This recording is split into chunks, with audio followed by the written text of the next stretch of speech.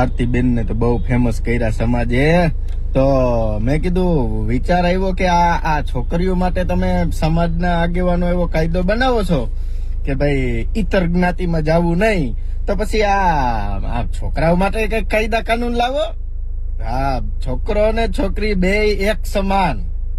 હા, છોકરાને ઈતર જ્ઞાતિમાં લગ્ન કરવા જવાનું કે નહીં, કે એની બીજા જ્ઞાતિની છોકરીઓને અહીં આવવાનું કે નહીં, તો આ તમે નક્કી કરો, બેનર મારો. હમણાં 2-3 કાર્યક્રમો જોયા કે ભાઈ આપણી દીકરી આપણા સમાજમાં, તો આપણો દીકરો આપણા સમાજમાં કે પછી બીજા સમાજમાં. આના ઉપર થોડોક આગેવાનો પ્રકાશ પાડજો. જાજુ તો નંબરે કાંઈ બોલાય નકર પછી ખોટું લાગી જાય.